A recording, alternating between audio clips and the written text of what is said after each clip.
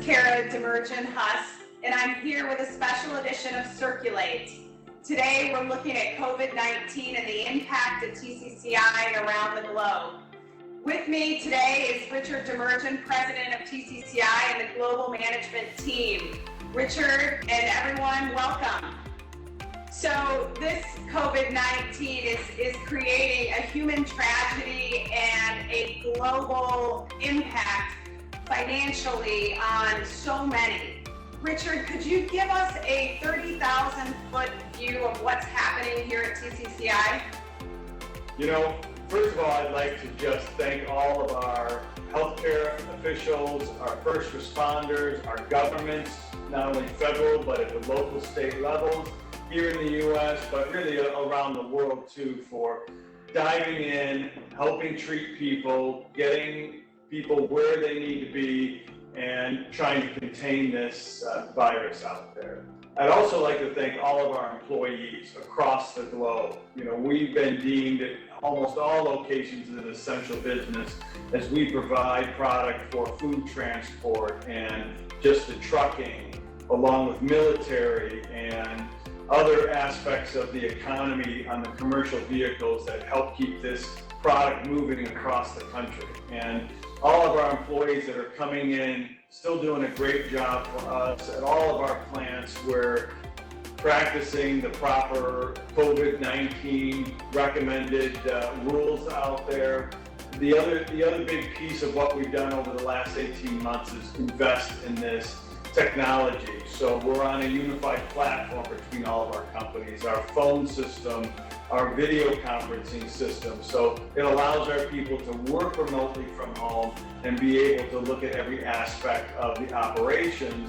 So if people aren't essential to running production or shipping product, we're having them work from home and really continue to operate very productively.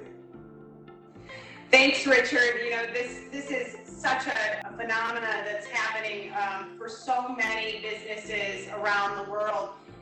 Let's take a look at each of our locations with things moving so fast. What's happening today? John Chan, can you give us a quick update on what's happening in China? Kara, we are excited that all of our employees are back with no confirmed or suspected COVID-19 cases. As of today, we are back 100% operational in manufacturing and across all departments. There was a short closure earlier this year, and during the closure, all of our employees remain employed. Thank you. Thanks, John. It's good to know that China's back up and operational and everyone there is healthy and employed. DEEPAK, in India, there's been some recent changes that have had an impact there on our facilities, but could you give us an update from India? Kara, we are in the middle of a complete shutdown here across India. For domestic sales, we see no long-term effects on the horizon at all customers are shut down. We were well prepared here in anticipation of this, and we shipped all critical products before closing. Now, when official lift the orders, we will be working around the clock, as will be the ports, so that we can ship products quickly. Everyone remains employed. Thanks, DEEPAK. It's good to know that we were prepared and ready for this there, and we'll be able to ramp up quickly, as will the ports, upon the return to operations there. Europe has been hit quite hard, but I'd like to really get a better look at what's happening in our European operations there in Germany. Our sales and warehousing operations here in Germany are 100% receiving and shipping products, and our staff is fully employed. Thank you. John Mason, as we look at Ireland there, could you give us an update? Same as Germany, our operations here in Ireland are 100% receiving and shipping products, and our staff remains fully employed. Thank you. Eugenia, what's happening in Argentina? I know there's been some recent changes there. Could you give us an update on Argentina?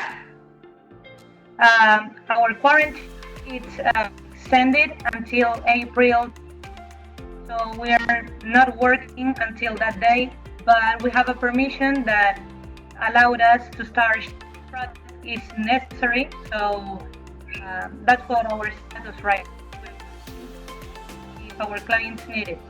Thanks, Eugenia, and thank you, everyone. To end and to summarize, I'd love to hear from our Chief of Global Operations, Dennis Flaherty, to really better understand the flattening of the curve and what we really are doing here at TCCI to help this not only for what's happening today, but as we look towards the rest of the year.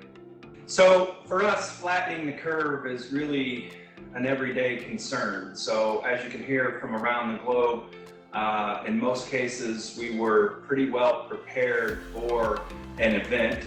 Specifically in the short term, for the next, say, 30 to 60 days, we are trying to follow the guidelines and take the appropriate action. But as we look out for the rest of the year, making sure that we have strong communications amongst our various locations and also strong communications with our customers is key to making sure that we can weather this as any other occurrence that would come up.